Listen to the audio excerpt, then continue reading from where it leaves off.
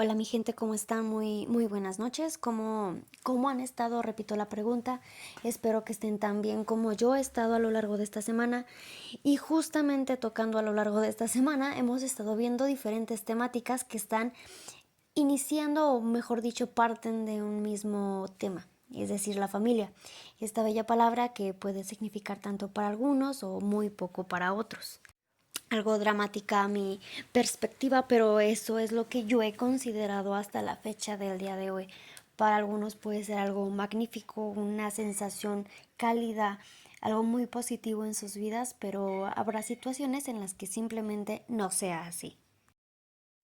Ahora bien, para poder tomar un poco el tema, hablamos de que la familia se considera, para empezar, de que puede ser una unión de sangre, donde haya un parentesco sanguíneo, como en el ejemplo en el nacimiento, o bien un matrimonio, o unidos en un hecho, ¿no? Pero también se tiene conocimiento, se tiene conciencia de que una familia muchas veces representa inclusive algo más.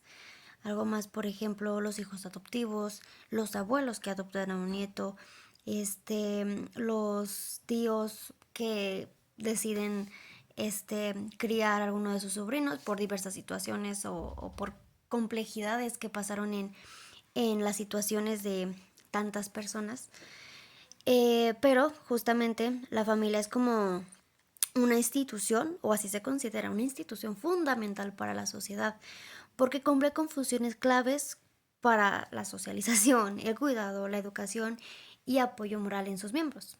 Repito, en muchas situaciones se va a ver de esta forma y en algunas otras no. Pero justamente de ahí es donde es tan importante la familia. Es donde te estás desarrollando, donde empiezas a dar tus primeros pasos, las personas que te enseñan a convivir, que te enseñan a jugar. Recordemos que también los niños aprenden bajo imitación. Lo que ven en casa es lo que estarán viendo fuera de. En casa puede que no esté la familia, pero quien esté conviviendo con el menor es justamente lo que el niño estará representando después. En este caso, como se menciona, la familia no necesariamente tiene que ser alguien de sangre, sino que pueden ser cuidadores que le estuvieron dando la atención predestinada o que se esperaba para cumplir justamente con este papel. Ahora bien, quiero separar absolutamente todos estos conceptos. Primero está la familia. La familia es un sistema social. Ahora bien, ¿qué es un sistema social? Un sistema social es el conjunto de personas, ya hablando un poquito más, son instituciones y relaciones que interactúan entre sí dentro de una sociedad y se organizan, en teoría, de acuerdo con ciertas normas y valores comunes. Es decir, aquí en México existen ciertas normas, ciertas estructuras que nos hacen estar, digamos que como que en una convivencia igualitaria y justa.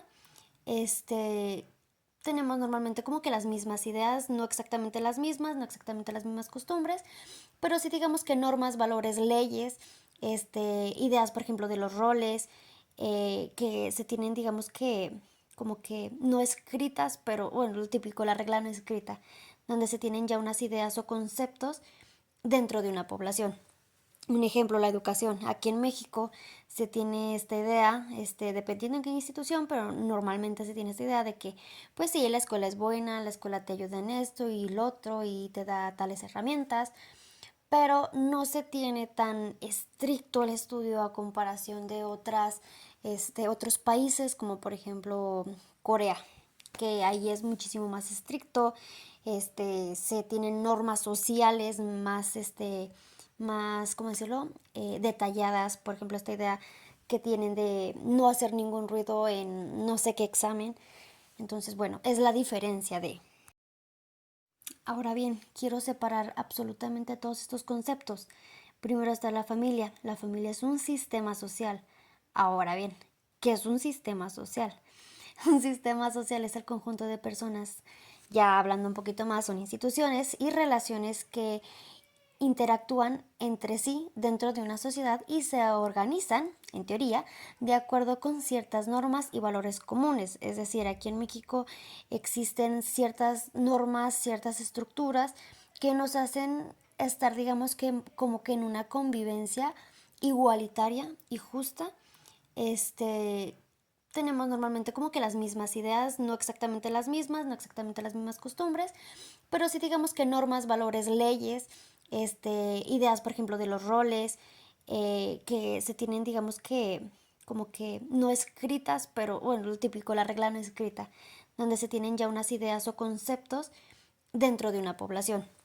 Un ejemplo, la educación. Aquí en México se tiene esta idea, dependiendo en qué institución, pero normalmente se tiene esta idea de que, pues sí, la escuela es buena, la escuela te ayuda en esto y lo otro y te da tales herramientas, pero no se tiene tan estricto el estudio a comparación de otros países, como por ejemplo Corea, que ahí es muchísimo más estricto, se tienen normas sociales más, ¿cómo decirlo? Detalladas, por ejemplo, esta idea que tienen de no hacer ningún ruido en no sé qué examen.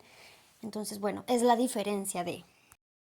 Ahora bien, voy a juntar los roles junto con las diferencias. Los roles es esta idea o estas funciones, comportamientos de un individuo que desempeña dentro de un grupo social.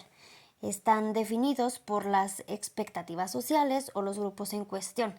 En la familia, por ejemplo, los roles de los padres, los hijos, los abuelos y los hermanos, donde pueden incluir funciones específicas como, por ejemplo, el padre, proveer, la madre, cuidador, o el líder inclusive, o el apoyo emocional. Ya ven que tenemos esta idea de que la madre es todólogo en los hogares, ¿no? Pero justamente los roles pueden variar según el contexto social. Obviamente tenemos aquí una idea en México, tenemos otra idea en Canadá, por ejemplo, hay otras en India, en Rusia, en Italia, se puede hablar un sinfín, pero depende mucho de la sociedad para que estos papeles tengan cierta orientación o figura. A menudo están relacionados pues con la edad, con el género y las responsabilidades de cada miembro de la familia. Es decir, los padres como líderes o cabecillas principales en las familias no tienen el mismo papel ni responsabilidad sobre los demás miembros familiares. Ahí empiezan las diferencias. No pueden repetirse los roles y siempre hay uno diferente. Un poquito a continuación estaremos hablando aún más en detalle. Ahora, empezamos con los roles dentro de la familia. Tradicionalmente, bueno, para empezar, en el contexto familiar se definen diferentes roles, según las expectativas sociales, culturales, eso ya lo hemos hablado, pero estos roles pueden variar dependiendo del contexto histórico, cultural y económico. Pero pues los más comunes, o esta prioridad, por llamarlo de alguna forma, que se tiene, es que los padres encabezan, ¿no? Entonces los padres tienen el rol de proveer y son los cuidadores principales. Hablando un poco de justamente los roles, las diferencias, lo que más comúnmente se cree es que el padre está asociado al rol de autoridad y aunque exista un trabajo remunerado. Mientras que con la madre suele tenerse este rol de cuidado y socialización y pues, si bien está cambiando con la modernización, es como que la estructura familiar que se tiene comúnmente. Varía, evidentemente, al menos en mi experiencia yo he visto muchas variaciones acerca de esto. Muchas veces quien provee son los dos, o solo provee la madre, o el padre es ausente y vive con la abuela, vive con la tía, vive con la tía, la mamá y el abuelo. Entonces cambia mucho dependiendo, pero esta es la estructura general. Ahora, los padres sí, los proveedores y los cuidadores. Los hijos son un rol más dependiente, al final de cuentas son los niños, pero también son clave justamente para la transmisión de valores familiares. Estábamos hablando anteriormente que la cultura, los conocimientos, pues justamente lo mismo. Los niños son los que lo transmiten. A medida que crecen, sus roles pueden cambiar, normalmente son los que cambian, pensando en ser dependientes a contribuir con la dinámica familiar. Esta parte de desarrollarse uno como individuo, ¿no? Uno empieza a hacer sus cosas, empiezan a cambiar las prioridades, se tienen diferentes metas, al menos en lo personal, esta situación de que, no, pues yo quiero viajar, yo quiero hacer esto, y los padres, no, ¿cómo vas a hacerlo? O sea, me vas a abandonar, me vas a dejar.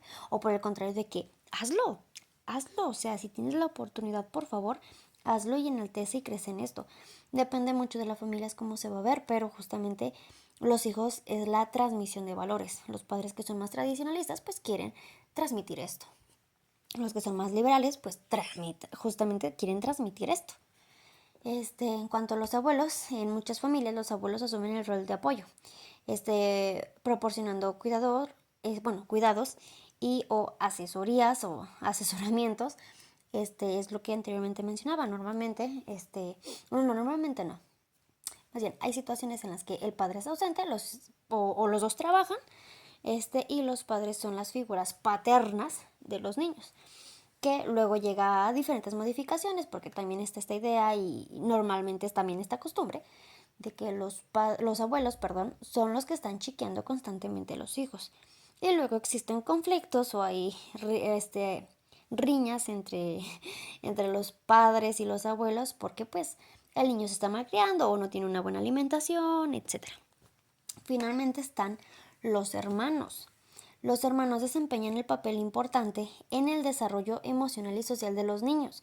Pueden actuar como compañeros de juego, apoyo emocional y en ocasiones colaboradores en el hogar. Al final de cuentas, entendamos que los niños quieren estar jugando y muchas veces los padres no pueden, entonces los hermanos toman ese rol de estar apoyando y estar al pendiente en ciertas situaciones. Ahora bien, en los roles familiares también hay que entender que puede variar demasiado. Depende mucho de la familia, del estatus de la familia, bueno, de la situación en la que se encuentre para que esto pueda variar. Hay situaciones en las que los padres toman actitudes que no son las adecuadas, por ejemplo, salir mucho o tener alguna situación emocional o médica, o diversas situaciones aún más negativas, entonces cambian los roles. Por ejemplo, los abuelos, son las figuras de autoridad y los protectores y cuidadores de los niños. O bien, un niño toma la situación, bueno, un hijo, mejor dicho, toma la situación de esta figura, no de autoridad, pero sí de cuidador, y cuida al padre, a la madre o al abuelo, o inclusive a sus hermanos. Que bueno, si bien no es lo que se esperaría o se quisiera, mejor dicho, puesto a que afecta de diferentes formas y bastante impactantes, es una realidad que se vive y que se tiene. Justamente esta es la relevancia entre los roles y el sistema social, porque existe una correlación, pero a la vez una diferencia entre las necesidades. Es decir, el sistema tiene una finalidad de por sí. Es el cuidado, es la protección, el sostener, ¿cómo decirlo? Como que estas ideas, o sea, su organización es adecuada para poder seguir con las normas y los valores que se tienen en común, vaya a la redundancia, están desempeñando funciones específicas al final de cuentas los sistemas. Los sistemas están porque se necesita de uno para que el otro pueda funcionar. Es decir, si existe una familia, una madre soltera con su hijo, tiene que ingresar a alguien nuevo a este sistema para que pueda funcionar el sistema, porque ya no puede dejar al niño. Claro que no. Ahora bien, los dos tienen que trabajar. ¿Por qué? Porque tienen que proveer a los hijos o a los abuelos. Entonces, si uno de los dos no trabaja, ya puede que no esté funcionando como que en la mejor y óptima forma el sistema. De hecho, es uno de los objetivos del sistema, es justamente alcanzar, o bueno, ¿cómo decirlo? Que existan complementos, ¿no? O sea, dar todo a cada uno de sus miembros, para poder mantener una seguridad. Otra es dar a todos y a cada uno de sus miembros seguridad económica. Una es efectiva, otra es económica, tal vez también pueda ser la de seguridad, y su finalidad es que siga funcionando, que no exista algo que evite que pueda seguir existiendo tal y como está. Un ejemplo puede ser la rebeldía de un hijo. existe una familia que, no sé, tenga este papel de tradicionalista. ¿Qué pasa cuando un hijo decide, no sé, no seguir la religión X o Y que tengan? Entonces, ¿qué pasa? Causan estrago en el sistema, porque su hijo no está siguiendo exactamente lo mismo que sus otros 2 o 3 hijos sí siguieron. Otro puede ser de que, no sé, una de las partes se va. Entonces, esto hace que exista un conflicto ahora porque no solo altera el orden que ya tenía, sino que existen consecuencias emocionales, económicas, afectivas, y demás que están perturbando la tranquilidad que se tenía dentro de. Puede que sea funcional o no. Bueno, más bien funcional no. Funcional sí es. Más bien que puede que no sea lo más adecuado. Por ejemplo, estos constantes conflictos que pueden llegar entre parejas y por eso deciden una separación. Puede que perturbe a los niños, puede que se genere cierto malestar, pero funciona. Malamente, pero funciona. Y eso es la finalidad del sistema, que siga funcionando. Recordemos, un sistema es un conjunto de reglas y principios sobre una materia relacionada entre sí, conjunto de cosas que ordenadamente relacionan entre sí, contribuyendo a un fin determinado. Por ejemplo, la crianza de los hijos. Por ejemplo, mantener una buena solvencia económica. De eso es lo que trata al final. La familia como un sistema juega un papel importante no solo en el proceso generador de enfermedad, sino que también en el proceso de su rehabilitación a medida de que cumpla una función básica. Es decir, bien, un sistema, aunque violento, por ejemplo, no sea el más adecuado y cause daños o enfermedades a los demás, es funcional. Pero también se puede arreglar. O bien incorporar a alguien más, puede que, si bien exista un desbalance en el sistema, ahora exista un apoyo. ¿De acuerdo? Ahora bien, vayamos dando un cierre. Yo considero que hay una marcada diferencia. Lo mismo, antes hablamos de la cultura y los tiempos, pues ahora los volvemos a meter aquí porque son diferentes. Las expectativas, las ideas, la economía cambió, las necesidades también cambiaron. Las prioridades, antes era tener, no sé, 3, 4 hijos y ya ser una familia tradicional, pero ahora puede ser, no, yo quiero mi carrera, él también quiere su carrera, entonces vamos a hacer esto. Sobre todo los diferentes tipos de familia.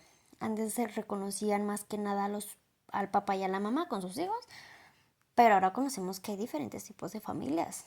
En realidad hay 11, tanto padres, madres solteros, parejas homoparentales, que exista, no sé, el papá con los abuelos, los padres, pues, ya creo ya lo dije, los padres tradicionales, pero existen 11 tipos que ahora son reconocidos.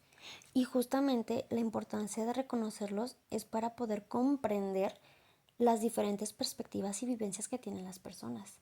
Al final de cuentas, el cómo es que viven y el cómo es que está este sistema es como va a estar el desarrollo de la persona, del individuo.